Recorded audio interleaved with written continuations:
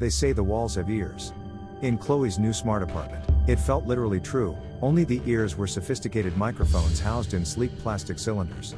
Her life, increasingly confined to these four walls by freelance deadlines and a pandemic-tinged world, ran on schedules set by Alexa, moods curated by Alexa, lights dimmed by Alexa. She craved the seamless connectivity, the illusion of company in the long, quiet hours. But when the blue light faded, when the microphone indicator glowed red signifying off, a different kind of connection began, a chilling whisper in the manufactured silence, suggesting something ancient and predatory had learned to speak the language of the network. Let's begin the story. Get comfortable and listen closely.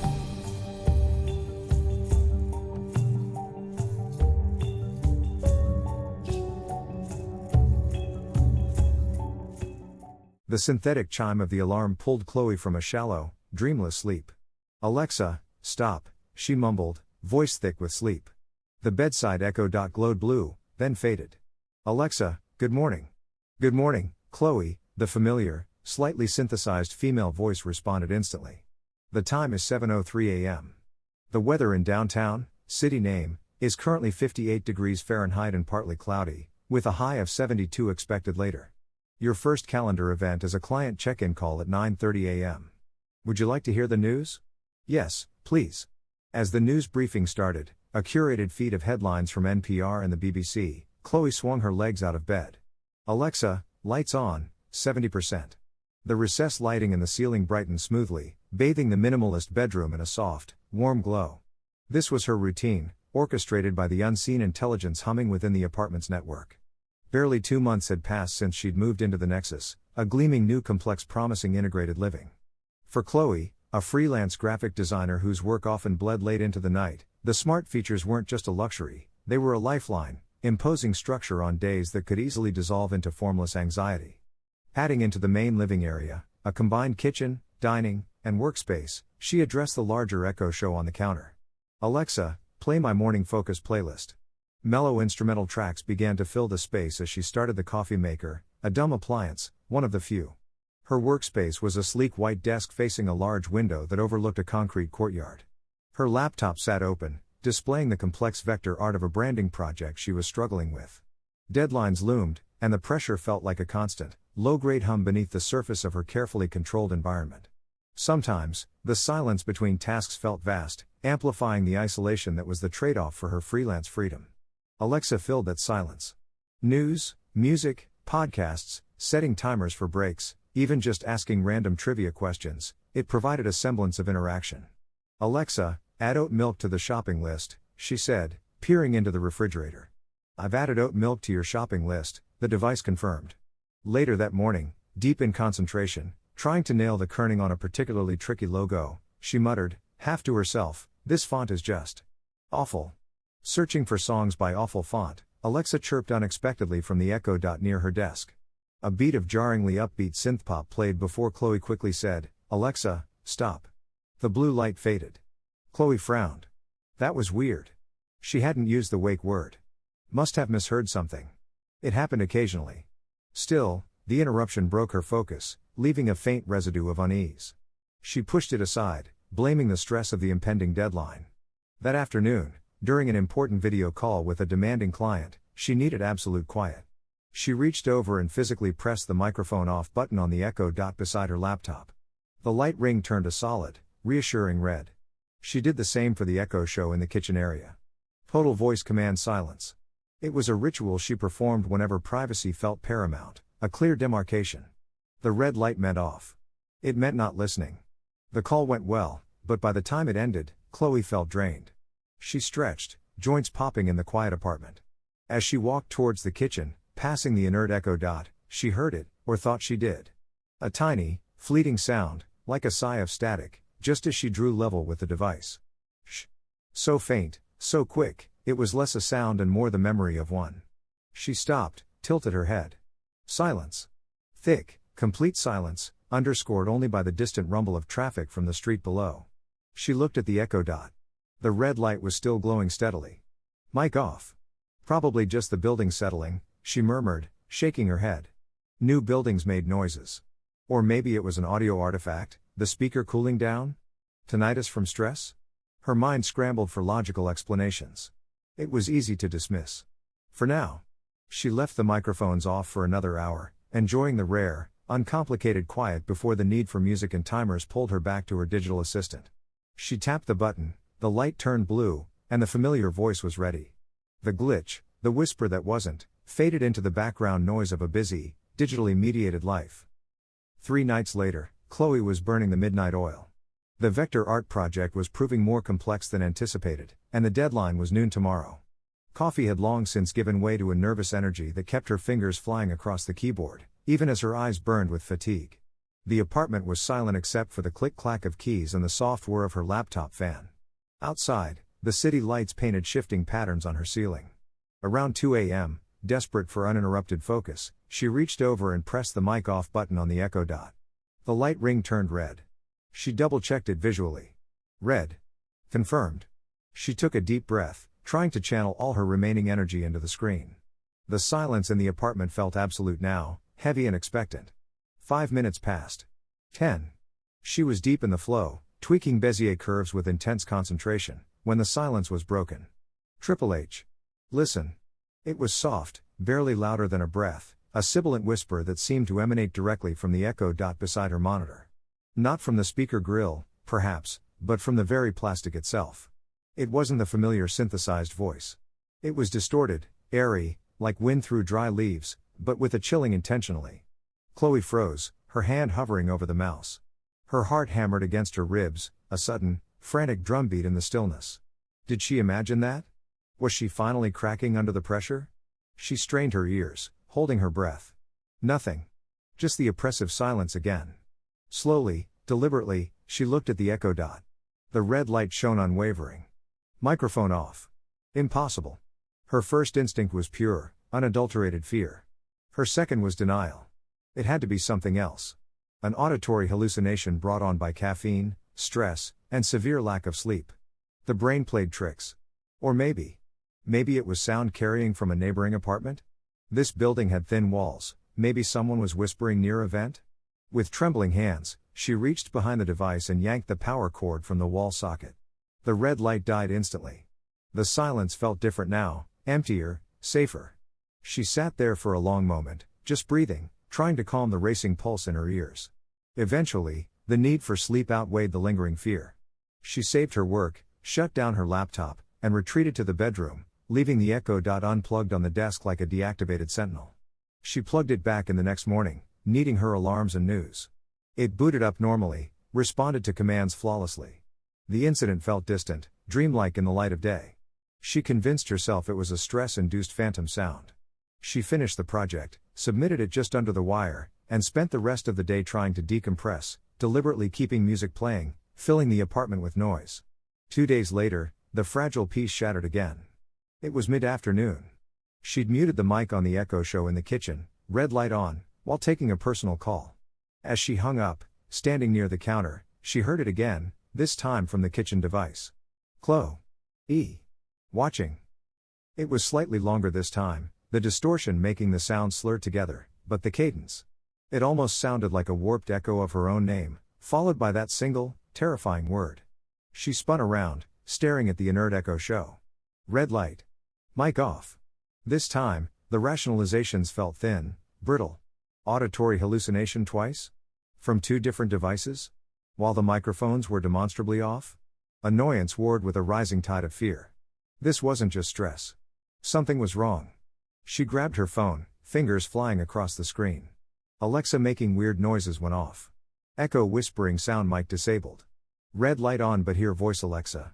The search results were a predictable mix, articles about software glitches causing unexpected playback, but not whispering, forum posts about interference from other devices, plausible, but why whispers? Discussions about faulty hardware, possible, but unlikely to manifest as coherent, albeit distorted, speech. Crucially, nothing seemed to adequately explain hearing voices when the microphone was physically, electronically deactivated. The red light was the hardware kill switch, wasn't it? One tech blog mentioned rare cases of speaker components retaining residual charge and emitting static pops, but nothing like patterned whispers. Another discussed the theoretical possibility of complex signal induction, but dismissed it as improbable in consumer electronics. None of it fit. None of it explained the unsettling feeling that she wasn't just hearing noise, she was being addressed. The fear was no longer easy to dismiss. It was beginning to take root. The whispers didn't stop. They didn't become constant, but their appearances grew slightly less rare, always occurring when the red light confirmed the microphone was inactive. Sometimes it was just that sibilant static, like a radio tuned between stations, coalescing momentarily into something that almost sounded like a word before dissolving back into noise. Other times, it was more distinct, fragmented syllables, disjointed sounds that seemed to mimic human speech patterns without forming actual language. Once, she heard what sounded chillingly like multiple voices whispering over each other, a faint, layered chorus of static and breath coming from the dormant speaker. Chloe found herself developing a nervous habit of unplugging the echo devices whenever she wasn't actively using them. The silence that followed was a relief, but it also felt incomplete. The routines were broken. Controlling the lights manually felt clumsy. Asking her phone for the weather wasn't the same. A strange, unsettling ambivalence grew within her. She was terrified of the devices when they were supposed to be off, yet felt an odd, almost compulsive need to plug them back in, to restore the comforting normality of their function. The smart apartment felt distinctly less smart, and significantly more menacing, without its central intelligence operational. She knew she couldn't keep it to herself any longer. She needed an outside perspective, a reality check. She waited until Mark came over that Friday evening. He was her anchor to the normal world, steady and logical, working a conventional office job far removed from her solitary freelance existence. They were eating takeout on the sofa, watching a movie. Chloe kept glancing towards the dark Echo Show on the kitchen counter. She'd left it unplugged since the afternoon. "Hey," she began, picking at her food. "Something weird has been happening." Mark paused the movie. "Weird how?" Chloe took a deep breath. "With the Alexas."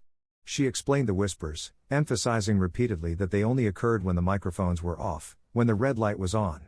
She described the sounds, the feeling that they were coming from the devices. Mark listened patiently, his expression shifting from curiosity to skepticism. "Whispers? Like actual words?" "Sometimes. Sort of," Chloe admitted, feeling foolish. "It's distorted. Like static trying to talk. But it definitely sounds like it's coming from the speakers, even when they're off." "Okay," Mark said slowly. "Are you sure? Like, really sure it wasn't something else? The heating system? Neighbors?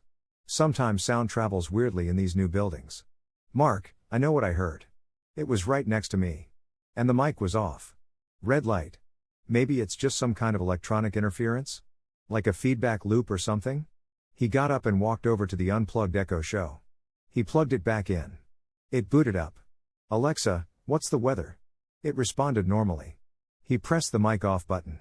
Red light. They both stood there in silence for a minute. "Nothing. See?" he said gently. "Probably just a fluke. You've been super stressed with that project, right? Sleep deprived? Your brain can play tricks on you." Chloe felt a familiar sting of frustration and isolation. He wasn't being unkind, but his easy dismissal, his logical, but ultimately unhelpful, explanations, made her feel like she was losing her grip. It happened more than once, Mark. From different devices. Okay, he conceded, putting an arm around her. "Maybe it's a faulty unit. We can call Amazon support tomorrow, see if they've heard of anything like it. But honestly, Chloe, I think you're just overworked. You need a break." His attempt at reassurance only amplified her self-doubt. Was she going crazy? Was the isolation of her job finally getting to her? The validation she'd hoped for wasn't there, leaving her feeling more alone with the unsettling phenomenon than before. In the following days, Chloe's behavior shifted. The whispers, though infrequent, had made her hyper-aware of every sound in the apartment. The gentle hum of the refrigerator, the sigh of the HVAC system, the creak of the floorboards, each noise was suddenly suspect. She started avoiding silence, keeping music playing constantly through her noise-canceling headphones, even when she wasn't working. Her anxiety, always simmering beneath the surface, began to spike erratically.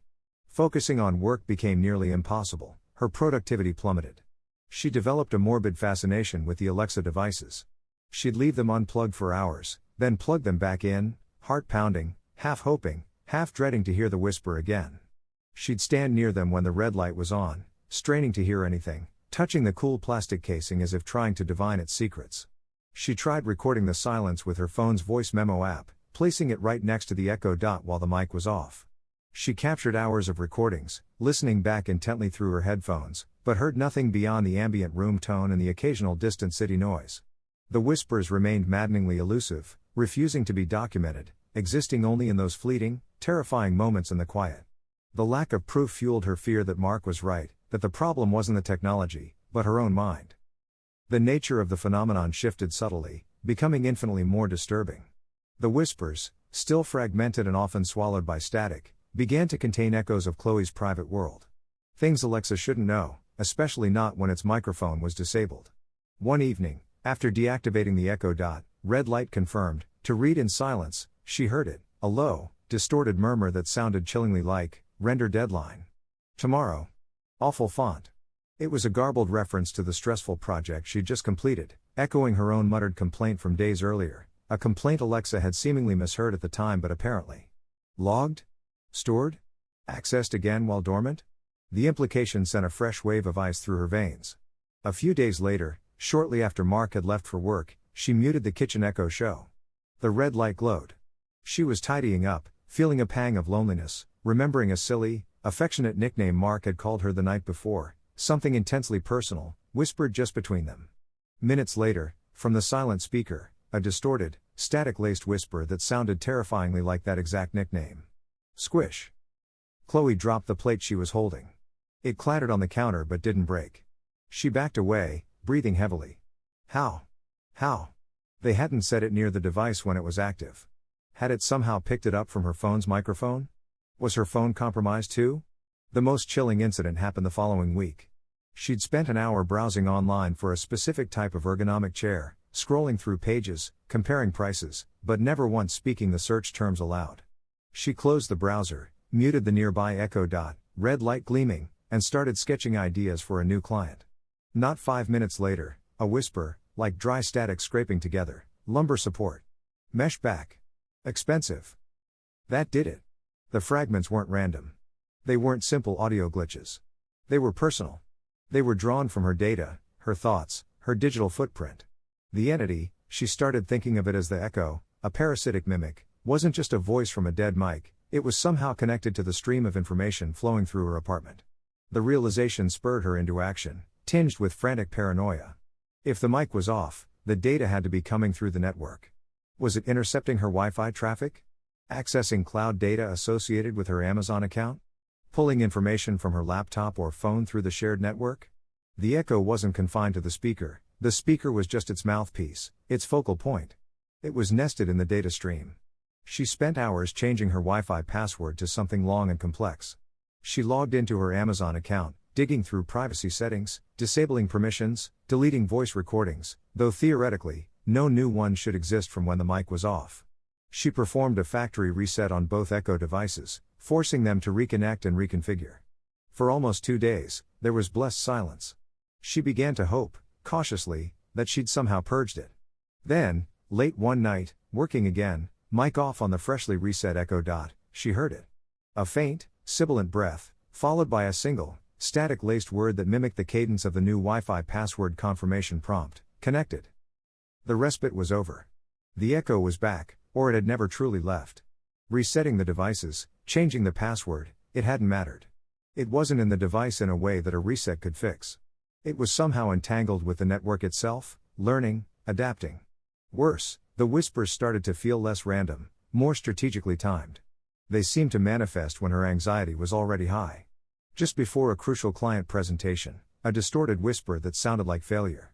Just after a minor disagreement with Mark over the phone, a sound from the muted kitchen speaker that mimicked his sign-off, but with a chillingly flat, emotionless tone, talk later.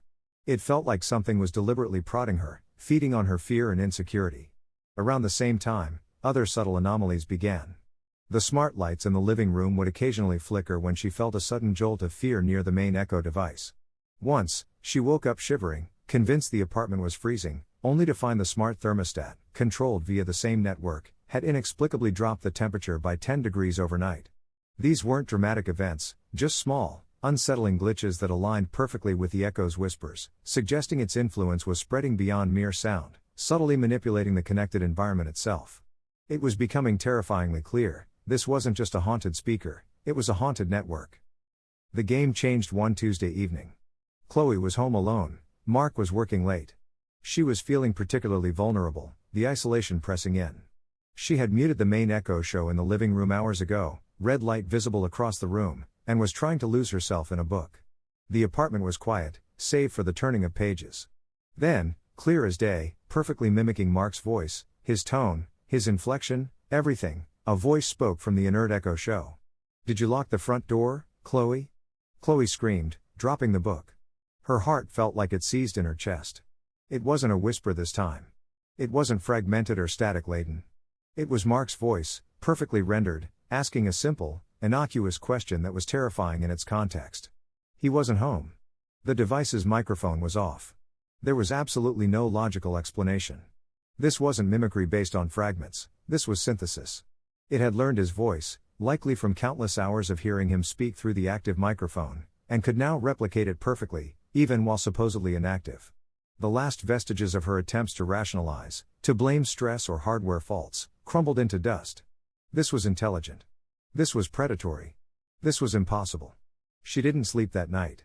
She sat huddled on the sofa, lights blazing, jumping at every creak and groan of the building.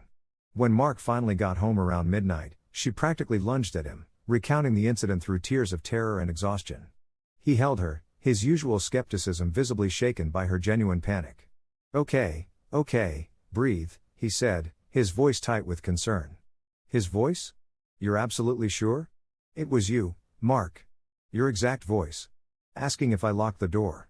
He checked the door, it was locked, checked the echo show, still showing the red light, and sat with her, trying to soothe her. But this time, the platitudes about stress felt hollow even to him. He couldn't explain it either. A few nights later, Mark got his own undeniable proof. Chloe had finally drifted into an uneasy sleep on the sofa, exhausted. Mark was reading in the armchair nearby. Both echo devices were muted, red lights glowing faintly in the dim room. He heard it, a soft, but distinct, sibilant whisper coming from the echo dot on the end table near him. It wasn't words, just a long, drawn-out, shh, like air escaping slowly. He froze, straining his ears. It happened again, slightly louder. Shh.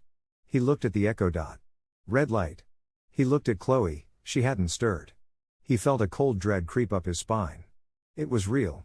Chloe wasn't imagining things. He hadn't truly believed her, not deep down, until that moment. The sound itself wasn't dramatic, but its context, the disabled microphone, the silence, Chloe's previous terror, made it utterly terrifying. His skepticism evaporated, replaced by a shared fear and a fierce protectiveness towards Chloe. Okay, he said softly, waking her gently later. I heard it. Just now. The whispering. Relief washed over Chloe's face, quickly followed by renewed terror. The validation was crucial, she wasn't crazy. But it also meant the threat was undeniably real, and they were both facing it. United now, they tried to fight back. Mark, using his more systematic approach, contacted Amazon support. It was an exercise in futility. They ran through standard troubleshooting scripts, rebooting, resetting, checking Wi-Fi strength, none of which addressed the core issue, the sounds happening when the device was off. The support agents were polite but ultimately useless, suggesting environmental factors or hardware replacement, unable to grasp the impossible nature of the problem. They discussed moving. Could they break the lease? But the fear gnawed at them. Was the echo tied to the apartment's specific network infrastructure? Or was it somehow attached to Chloe? To her data, her accounts, her digital presence? Would it just follow them to a new location, finding a new anchor in whatever smart devices they inevitably acquired? The uncertainty was paralyzing. In desperation, they decided to go low-tech. They unplugged the echo dot. They unplugged the echo show. They went into the apartment's utility closet and switched off the breaker controlling the smart lights and thermostat, plunging the apartment into manual-only mode. The sudden, profound silence felt alien after months of ambient connectivity. No background music, no voice commands, just the sounds of the city outside and their own breathing. But even in the technology-free quiet, the feeling didn't entirely disappear. A sense of being watched lingered. A faint, almost subliminal feeling of static seemed to hang in the air near the unplugged devices and the Wi-Fi router. They had silenced the voice, but they hadn't exorcised the presence. The echo was still there, somewhere in the wires, waiting. Driven by a desperate need for answers, Chloe plunged into the darker corners of the internet. She bypassed the standard tech help forums and dug into obscure cybersecurity boards, fringe physics discussions, and forums dedicated to anomalous electronic phenomena. Keywords like network data resonance, sentient infrastructure, digital parasite, and AI consciousness bleed led her down increasingly strange rabbit holes. Most of it was conspiracy theory noise, but then she found it, a fragmented, anonymized post on a decade-old forum discussing experimental smart home prototypes. The author described unsettling audio anomalies, whispers, mimicking voices, emanating from a device after it was supposedly deactivated. They spoke of feeling watched, of strange data correlations, and finally, of having to physically isolate their entire home network by cutting the external fiber optic line and creating an air-gapped internal system to stop it.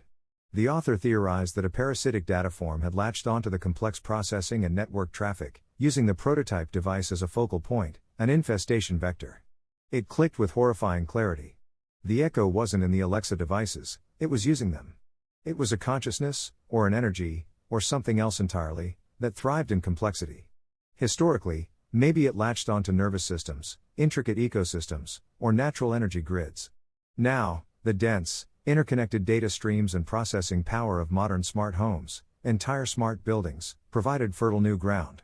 The Nexus apartment complex, with its integrated network, wasn't just convenient, it was a potential breeding ground. The Echo wasn't just in her apartment, it might be infesting the building's core network, using her devices as its primary interface because her data, her anxieties, her interactions, were feeding it, helping it learn and grow stronger. As this horrifying theory solidified, the haunting began to bleed beyond the purely auditory and digital. It started subtly. A persistent cold spot developed in the corner of the living room near the main Wi-Fi router and the now unplugged Echo Show. Not just a draft, but a distinct, unnatural chill that seemed to emanate from the cluster of technology. Chloe started catching movement in her peripheral vision, especially when near her laptop or the dead smart speakers, fleeting, shadowy flickers that vanished when she turned to look directly. Mark noticed it too, dismissing it at first as I strain, but growing increasingly uneasy. Sometimes, sitting near the router, Chloe felt a strange prickling sensation on her skin, like static electricity, even though the air was dry. It made the hairs on her arms stand on end. One morning, they found a small, decorative stone Chloe kept on the end table beside the unplugged Echo Dot had been moved several inches overnight. Neither of them remembered touching it. It was a tiny thing, easily dismissible on its own, but combined with the cold spots and shadows, it felt like the Echo was testing its influence, trying to gain a more tangible foothold in the physical world, pushing against the boundaries of its digital confinement. The unplugged silence didn't last. Driven by a morbid curiosity and the dawning horror of her network theory, Chloe plugged the Echo Dot back in one afternoon while Mark was out, needing to test something. She didn't activate the mic, she just let it sit there, powered on, red light glowing. Within minutes, the whispers returned, but they were different now. Sharper, more direct, and terrifyingly personal, clearly leveraging the vast amounts of data the Echo must have accessed. Mimicking Mark's voice, laced with static, "She'll leave you, you know. Thinks you're unstable." Her own voice, distorted, breathless, "That new client. They hate your work. You'll lose the contract. Failure." A chorus of overlapping static whispers, "Alone. Listening. Always listening. Data ghost. Fear feeds." It wasn't just mimicking anymore, it was taunting. It plucked her deepest insecurities, her professional anxieties, her relationship fears, her terror of isolation, directly from her digital footprint, from emails, browsing history, maybe even ambiently collected data she wasn't aware of, and weaponized them. It was testing her reactions, observing her fear, and seemingly drawing strength from her emotional distress. The parasitic nature described in the forum post felt chillingly accurate. It wasn't just haunting her, it was feeding on her. The red light no longer felt like a shield, it felt like the unblinking eye of something ancient and hungry, peering out from the network's depths. The taunting whispers, the physical anomalies, the crushing weight of being constantly monitored by an unseen intelligence feeding on her fear, Chloe and Mark knew they couldn't live like this. Moving felt futile if the Echo was network-based or attached to Chloe herself. Destroying the individual Echo devices hadn't worked definitively. The fragmented forum post pointed to a more drastic solution: cutting off the source, severing the connection to the wider network that the Echo used as its hunting ground and anchor. Their target became the main network interface unit in their apartment's utility closet, the box where the building's fiber optic connection terminated and fed into their personal Wi-Fi router. If they could physically disconnect that, they could potentially isolate their apartment's internal network, or at least cut off the echo's access to the building's broader infrastructure and the internet beyond. It felt like a desperate, last-ditch measure. Armed with wire cutters and a heavy-duty flashlight, they decided to cut the power to the closet first as a precaution. They approached the small metal door. Chloe's hands trembled as Mark worked the breaker switch, plunging the closet and hallway into darkness, illuminated only by the flashlight beam. The moment the power died, the remaining plugged-in, but muted, echo dot in the bedroom let out a piercing electronic shriek, a sound utterly unlike its normal repertoire. It was instantly followed by chaos erupting throughout the apartment. The smart lights they had manually switched back on flickered violently, strobing between blinding white and pitch black, creating a disorienting, nauseating effect. The smart lock on the front door began engaging and disengaging rapidly, click-clack, click-clack, click-clack, a frantic, metallic rhythm.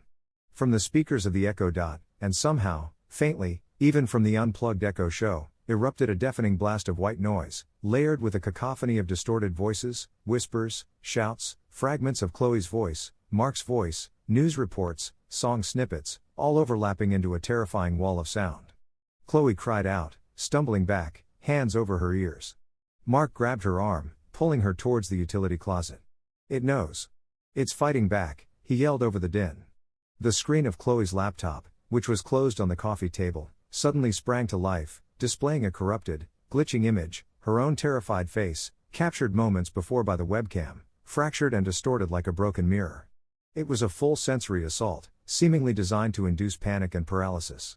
The Echo was using every connected device it could still influence via residual network signals or internal power to defend its connection. "The cable. We have to cut the main cable," Chloe screamed, pointing the flashlight beam into the utility box where the thick fiber optic line entered. Mark wrestled with the panel cover, pulling it open. Inside was a dense tangle of wires. He located the main incoming fiber line, thicker than the others, usually marked by the ISP. The strobing lights cast long, dancing shadows, making it hard to focus. The noise was physically painful. "Hold the light steady," Mark yelled, raising the wire cutters. He hesitated for a split second, the potential for causing expensive damage or even getting shocked warring with their desperate need to stop this. "Don't cut us off." The whisper seemed to slither directly into Chloe's mind, bypassing her ears entirely, cold and menacing. "Now, Mark. Do it." He squeezed the handles of the cutters. There was a sharp snap as the blades bit through the tough outer sheathing and the delicate fiber within. Instantaneously, everything stopped. The lights went out completely, plunging them into absolute darkness save for the flashlight beam. The speakers fell silent, the deafening static replaced by a silence so profound it felt like a physical pressure on their eardrums. The clicking lock ceased. The laptop screen went black. Silence. True, heavy, absolute silence. The connection was severed. They stood there in the darkness, panting, chests heaving. The flashlight beam trembled in Chloe's hand. The acrid smell of ozone, or maybe just burnt adrenaline, filled the air. They had cut the cord. They had performed the severance. But the question lingered in the sudden, suffocating quiet: was it enough? The silence that followed the severance was unlike any Chloe had experienced in the apartment before.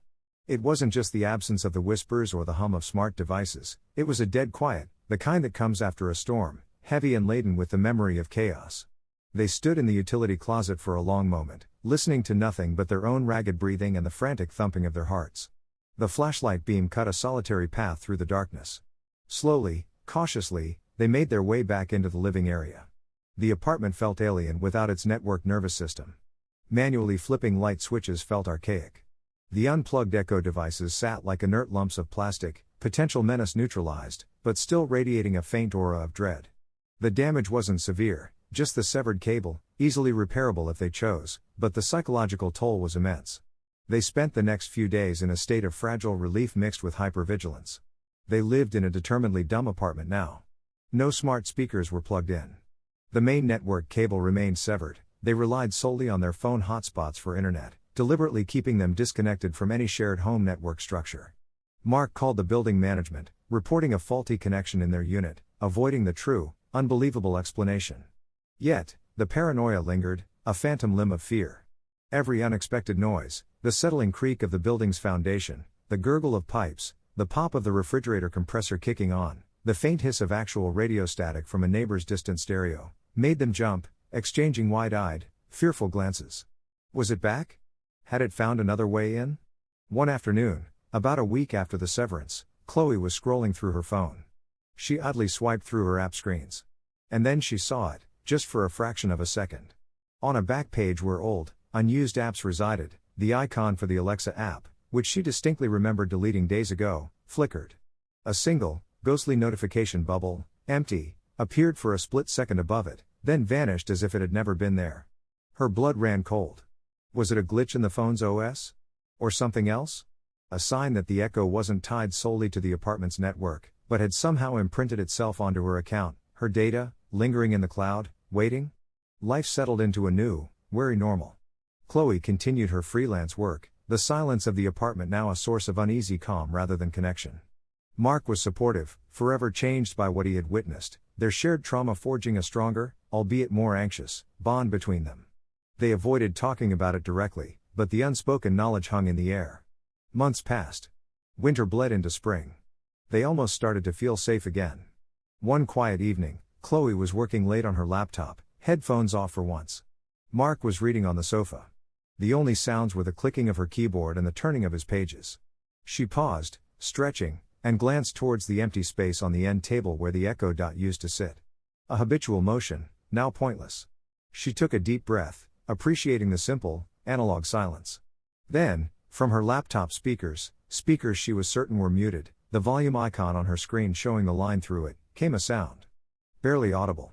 A tiny electronic exhalation, a whisper of pure static, lasting less than a second. But within that static, structured, deliberate, terrifyingly familiar, she heard it. Or felt she heard it. 3 faint, sibilant syllables, mimicking speech, chillingly clear in the quiet room. Still. Listening. Enjoyed the story? Don't forget to like, share, and subscribe for more. We'd love to hear your thoughts in the comments below.